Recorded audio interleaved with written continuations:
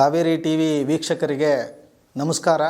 ನಾನು ಈಗ ಕರ್ನಾಟಕ ರಾಜ್ಯ ಸರ್ಕಾರ ತಂದಿರುವ ಒಂದು ರೈತ ವಿರೋಧಿ ಒಂದು ಆಘಾತಕಾರಿಯಾದಂಥ ಒಂದು ಕಾಯ್ದೆಗೆ ಸಂಬಂಧಪಟ್ಟಂಗೆ ನಾನು ಮಾತಾಡೋಕಿದ್ದೀನಿ. ಕರ್ನಾಟಕ ರಾಜ್ಯ ಸರ್ಕಾರ ಜೂನ್ 11ನೇ ತಾರೀಕಿನ ತನ್ನ ಮಂತ್ರಿಮಂಡಲ ಸಭೆಯಲ್ಲಿ ಕರ್ನಾಟಕ ರಾಜ್ಯ ಭೂ ಸುಧಾರಣಾ ಕಾಯ್ದೆ 1961ಕ್ಕೆ ಅತ್ಯಂತ ಜನವಿರೋಧಿ ಆದಂಥ ಒಂದು ತಿದ್ದುಪಡಿಗಳನ್ನ ಮಾಡ್ತೀನಿ ಅಂತೇಳಿ ಅದು ಪ್ರಕಟ ಮಾಡಿದೆ. ಈ ಪ್ರಕಟಣೆ ಮಾಡೋದಕ್ಕಿಂತ ಮುಂಚೆ ಏಪ್ರಿಲ್ 27ನೇ ತಾರೀಕು ಈ ಭೂ ಸುಧಾರಣಾ ಕಾಯ್ದೆಯ ಒಂದು ಮುಖ್ಯವಾದಂಥ ಅಂಶವನ್ನು ಅದು ಕಿತ್ತಾಕಿದೆ. ಏನಂದರೆ ಕರ್ನಾಟಕ ರಾಜ್ಯ ಭೂ ಸುಧಾರಣಾ ಕಾಯ್ದೆಯ ಸೆಕ್ಷನ್ 109ಕ್ಕೆ ಅದು ತಿದ್ದುಪಡಿ ತಂದಿದೆ. ಮೊದಲು ಈ ಕರ್ನಾಟಕ ರಾಜ್ಯ ಭೂ ಸುಧಾರಣಾ ಕಾಯ್ದೆಗೆ ಸಂಬಂಧಪಟ್ಟಂಥ ಅಂಶಗಳಿಗೆ ಹೋಗೋಕ್ಕಿಂತ ಮುಂಚೆ ಜೂನ್ 11ನೇ ತಾರೀಕಿನ ತಿದ್ದುಪಡಿಗೆ ಸಂಬಂಧಪಟ್ಟಂಥ ಅಂಶಗಳಿಗೆ ಹೋಗೋಕ್ಕಿಂತ ಮುಂಚೆ ನಾವು ಈ ಸೆಕ್ಷನ್ 109ಕ್ಕೆ ಸಂದಿರ್ತಕ್ಕಂಥ ತಿದ್ದುಪಡಿ ಎಷ್ಟೊಂದು ಸಮಸ್ಯೆ ಮತ್ತು ರೈತ ವಿರೋಧಿ ಅಂತಕ್ಕಂಥದ್ದನ್ನು ಮೊದಲು ನಾವು ಗಮನಿಸೋಣ. ಸೆಕ್ಷನ್ 109 ಕೃಷಿ ಭೂಮಿಯನ್ನು ಕೃಷಿಯೇತರ ಉದ್ದೇಶಗಳಿಗೆ ಬಳಕೆ ಮಾಡೋದನ್ನು ನಿರ್ಬಂಧಿಸ್ತಕ್ಕಂಥ ಒಂದು ಅಂಶವಾಗಿತ್ತು. ಈ ತಿದ್ದುಪಡಿ ಪ್ರಕಾರ ಯಾರು ಯಾವಾಗ ಬೇಕಾದರೂ ಕೃಷಿ ಭೂಮಿಯನ್ನು ಕೃಷಿಯೇತರ ಉದ್ದೇಶಗಳಿಗೆ ಬಳಸ್ಕೊಳ್ಳೋದಕ್ಕೆ ಬೇಕಾಬಿಟ್ಟಿ ಅವಕಾಶವನ್ನು ಮಾಡಿಕೊಡಲಾಗಿದೆ. ಮಾತ್ರ ಅಲ್ಲ, ಈ ಕೃಷಿ ಭೂಮಿಯನ್ನು ಕೃಷಿಯೇತರ ಉದ್ದೇಶಗಳಿಗಾಗಿ ಬಳಸ್ಕೊಳ್ಳೋದಕ್ಕೆ ಜಿಲ್ಲಾಧಿಕಾರಿಯಿಂದ ಅನುಮತಿ ಏನು ಬೇಕಾಗಿತ್ತೋ ಅದನ್ನು ಕೂಡ ಕಾಯಬೇಕಾದಂಥ ಒಂದು ಅವಕಾಶ ಈಗ ಇಲ್ಲ. ಒಂದು ಅರ್ಜಿ ಕೊಟ್ಟರೆ ಸಾಕು, ಅವರು ಒಂದು ತಿಂಗಳೊಳಗೆ ಕ್ಲಿಯರ್ ಮಾಡಬೇಕು. ಅಕಸ್ಮಾತ್ ಅವರು ಒಂದು ತಿಂಗಳಿಗಿಂತ ಹೆಚ್ಚು ಟೈಮ್ ತಗೊಳ್ಳೋದಾದರೆ ಅದು ಒಪ್ಪಿಗೆ ಕೊಟ್ಟಂತೆಯೇ ಅಂತ ಪರಿಗಣಿಸಬೇಕು ಅನ್ನುವಂಥ ಒಂದು ಆಘಾತಕಾರಿಯಾದಂಥ ಒಂದು ಅಂಶವನ್ನು ತಂದಿದೆ.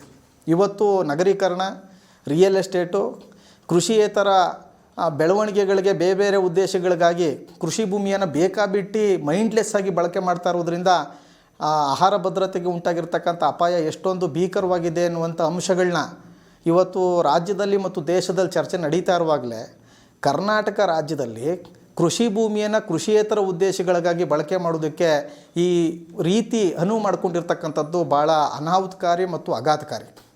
ಭೂ ಸುಧಾರಣಾ ಕಾಯ್ದೆಗೆ ಏನು ತಿದ್ದುಪಡಿ ತಂದಿದ್ದಾರೆ? ಮೊದಲು ಏನಿತ್ತು? ಕರ್ನಾಟಕ ರಾಜ್ಯ ಭೂ ಸುಧಾರಣಾ ಕಾಯ್ದೆ 1961ರ ಆಶಯ ಭಾಳ ಪ್ರಗತಿಪರವಾದಂಥ ಒಂದು ಆಶಯ. ಕೃಷಿ ಭೂಮಿ ಕೃಷಿಕರ ಹತ್ರ ಉಳಿಬೇಕು, ಕೃಷಿ ಭೂಮಿ ಕೃಷಿ ಉದ್ದೇಶಕ್ಕಾಗಿ ಬಳಕೆ ಆಗಬೇಕು, ಕೃಷಿನಲ್ಲಿ ಯಾರು ತೊಡಗಿದಾರೋ ಅವರು ತಮ್ಮ ಜೀವನ ನಡೆಸ್ಕೊಳ್ಳೋಕೆ ಬೇಕಾದಂಥ ಒಂದು ಭದ್ರತೆಯನ್ನು ಕೃಷಿ ಭೂಮಿ ಹೊಂದಬೇಕು ಮತ್ತು ಕೃಷಿಯೇತರ ಉದ್ದೇಶಗಳಿಗಾಗಲಿ ಇನ್ಯಾವುದೇ ಉದ್ದೇಶಗಳಿಗಾಗಲಿ ಬೇಕಾಬಿಟ್ಟು ಬಳಕೆ ಮಾಡೋದನ್ನು ಅದು ನಿರ್ಬಂಧಿಸಿತ್ತು. ಈಗ ಈ ಕೃಷಿ ಭೂಮಿಯನ್ನು ಬೇಕಾಬಿಟ್ಟು ಬಳಕೆ ಮಾಡೋದಕ್ಕೆ ಜೊತೆಗೆ ಇವತ್ತು ಅತ್ಯಂತ ಆಘಾತಕಾರಿ ಜನವಿರೋಧಿ ಒಂದು ದೊಡ್ಡ ಒಂದು ಅನಾಹುತವನ್ನು ಉಂಟು ಮಾಡಬಹುದಾದಂಥ ಒಂದು ತಿದ್ದುಪಡಿಯನ್ನು ಕರ್ನಾಟಕ ರಾಜ್ಯ ಸರ್ಕಾರ ಮಾಡಿದೆ. ಭಾಳ ಮುಖ್ಯವಾದ ತಿದ್ದುಪಡಿ ಅಂದರೆ ಅದು 63ನೇ ಸೆಕ್ಷನ್ಗೆ ತಂದಿರತಕ್ಕಂಥ ತಿದ್ದುಪಡಿ. 63ನೇ ಸೆಕ್ಷನ್ಗೆ ತಂದಿರತಕ್ಕಂಥ ತಿದ್ದುಪಡಿ ಏನು ಹೇಳುತ್ತೆ ಅಂದರೆ, ಈ ಇದುವರೆಗಿನ ಗರಿಷ್ಠ ಭೂಮಿತಿ ಏನಿತ್ತು ಅದು ಒಣಭೂಮಿ ಆದರೆ, ಅಂದರೆ ಮಳೆಯಾಶ್ರಿತ ಭೂಮಿ ಆದರೆ 54 ಎಕರೆ ತನಕ ಹೊಂದುವುದಕ್ಕೆ ಅವಕಾಶ ಮಾತ್ರ ಇತ್ತು. 54 ಎಕರೆಗಿಂತ ಹೆಚ್ಚು ಭೂಮಿ ಇದ್ದರೆ ಆ ಭೂಮಿಯನ್ನು ಸರ್ಕಾರ ಕಿತ್ಕೊಂಡು ಭೂಹೀನರಿಗೆ ಹಂಚ್ಬೋದಾದಂಥ ಒಂದು ಅವಕಾಶ ಭೂ ಸುಧಾರಣಾ ಕಾಯ್ದೆನಲ್ಲಿತ್ತು. ಈಗ ಹಿಂದಿನ ಭೂ ಸುಧಾರಣಾ ಕಾಯ್ದೆನಲ್ಲೇ ಕುಟುಂಬದ ವ್ಯಾಖ್ಯಾನದಲ್ಲಿ ಗಂಡ ಹೆಂಡತಿ ಇಬ್ಬರು ಚಿಕ್ಕ ಮಕ್ಕಳು ಇದ್ದರೆ ಅದು ಒಂದು ಕುಟುಂಬ. ಅಕಸ್ಮಾತ್ ಪ್ರಾಯದ ಮಕ್ಕಳಿದ್ದರೆ ಆ ಪ್ರಾಯದ ಮಕ್ಕಳನ್ನು ಸಪ್ರೇಟ್ ಒಂದು ಕುಟುಂಬ ಅಂತ ಪರಿಗಣಿಸಿ 54 ಎಕರೆಯನ್ನು 108 ಎಕರೆಯಷ್ಟು ಹೊಂದೋದಕ್ಕೆ ಅವಕಾಶ ಆವಾಗಲೇ ಇತ್ತು. ಆದರೆ ಈಗ ಆ ಗರಿಷ್ಠ ಭೂಮಿತಿಯನ್ನು ಸೆಕ್ಷನ್ 63ಕ್ಕೆ ತಿದ್ದುಪಡಿ ತಂದು ಡಬಲ್ ಮಾಡಲಾಗಿದೆ. ಅಂದರೆ ಒಂದು ಕುಟುಂಬ ಈಗ 54 ಎಕರೆ ಅಂದರೆ ಈಗ ಕನಿಷ್ಠ ಪ್ರಾಯದಕ್ಕೆ ಬಂದಿರತಕ್ಕಂಥ ಮಕ್ಕಳನ್ನು ಕೂಡ ಒಂದು ಸಪ್ರೇಟ್ ಒಂದು ಕುಟುಂಬ ಅಂದರೆ 550 ಎಕರೆಯಷ್ಟು ಭೂಮಿಯನ್ನು ಹೊಂದುವುದಕ್ಕೆ ಇವತ್ತು ಅವಕಾಶವನ್ನು ಕೊಡಲಾಗಿದೆ. 10 ಯೂನಿಟ್ ಅನ್ನೋದು 40 ಯೂನಿಟ್ಗೆ ಅದು ವಿಸ್ತರಣೆಯಾಗಿದೆ. ಅದೇ ರೀತಿ ನೀರಾವರಿ ಭೂಮಿಗೆ ಸಂಬಂಧಪಟ್ಟಂಗೆ ಮತ್ತು ಬಾಗಾಯಿತು ಅಂದರೆ ತೋಟದ ಭೂಮಿಗೆ ಸಂಬಂಧಪಟ್ಟಂಗೂ ಕೂಡ ಗರಿಷ್ಠ ಭೂಮಿತಿಯನ್ನು ಇವತ್ತು ಡಬಲ್ ಮಾಡಿರ್ತಕ್ಕಂಥ ಒಂದು ಉದ್ದೇಶವನ್ನು ನಾವು ನೋಡ್ತಾ ಇದ್ವಿ. ಇದು ಭಾಳ ದೊಡ್ಡ ಒಂದು ಏನಂದ್ರೆ ಭೂ ಸುಧಾರಣೆಯ ಒಂದು ಆಶಯ ಯಾವುದು ಇತ್ತೋ ಆ ಆಶಯಕ್ಕೆ ಸಂಪೂರ್ಣವಾಗಿ ವಿರುದ್ಧವಾದಂಥ ತದ್ವಿರುದ್ಧವಾದಂಥ ಒಂದು ಮಾಡಿರ್ತಕ್ಕಂಥ ಆಘಾತಕಾರಿಯಾದಂಥ ಒಂದು ತೀರ್ಮಾನ. ಇದು ಭಾಳ ಮುಖ್ಯವಾಗಿ ಆಗಿರ್ತಕ್ಕಂಥ ಒಂದು ಭೂ ಸುಧಾರಣಾ ಕಾಯ್ದೆನಲ್ಲಿ ತಿದ್ದುಪಡಿ ಅಂತಕ್ಕಂಥದ್ದು ಭಾಳ ಮುಖ್ಯವಾಗಿ ಇರೋದು. ಅಂದರೆ ಕೃಷಿ ಭೂಮಿಯನ್ನು ಕೃಷಿಯೇತರ ಉದ್ದೇಶಗಳಿಗಾಗಿ ಬಳಕೆ ಮಾಡ್ಕೊಳ್ಳೋಕ್ಕೆ 2013ರ ಭೂ ಸುಧಾರಣಾ ಕಾಯ್ದೆನೇ ಇರುವಾಗ ಈ ಕೃಷಿಯೇತರ ಉದ್ದೇಶಗಳಿಗಾಗಿ ಕೃಷಿ ಭೂಮಿ ಬಳಕೆ ಮಾಡುವುದಕ್ಕೆ ಭೂ ಸುಧಾರಣಾ ಕಾಯ್ದೆನಲ್ಲಿ ಅವಕಾಶ ಮಾಡಿಕೊಳ್ತಕ್ಕಂಥ ಒಂದು ಉದ್ದೇಶ ಏನಿದೆ ಅದು ತುಂಬ ಪ್ರಶ್ನಾರ್ಹವಾದಂಥ ಒಂದು ಉದ್ದೇಶ ಅಂತಕ್ಕಂಥದ್ದು ನಾವು ಇಲ್ಲಿ ಗಮನಿಸಬೇಕಾಗಿರ್ತಕ್ಕಂಥ ಒಂದು ಇದು. ಅದಲ್ಲದೆ ಭೂ ಸುಧಾರಣಾ ಕಾಯ್ದೆ 1961 ಕಲಂ 5ಕ್ಕೆ ತಿದ್ದುಪಡಿ ತಂದಿದ್ದಾರೆ. 79 A, B, C ಮತ್ತು 80ಕ್ಕೆ ತಿದ್ದುಪಡಿ ತಂದಿದ್ದಾರೆ. ಇದೇನಂತಂದರೆ ಕೃಷಿ ಭೂಮಿಯನ್ನು ಯಾರು ಖರೀದಿ ಮಾಡಬೇಕು ಅನ್ನುವಂಥ ವಿಷಯಕ್ಕೆ ಸಂಬಂಧಪಟ್ಟಂಥ ಒಂದು ತಿದ್ದುಪಡಿಗಳು. ಅಂದರೆ ಕೃಷಿ ಭೂಮಿಯನ್ನು ಕೃಷಿಕರು ಮಾತ್ರನೇ ಕೊಂಡ್ಕೋಬೇಕಾಗಿತ್ತು. ಕೃಷಿಕರು ಕೂಡ ಎಲ್ಲ ಕೃಷಿಕರು ಕೊಂಡ್ಕೊಳ್ಳುವಂತಿರಲಿಲ್ಲ.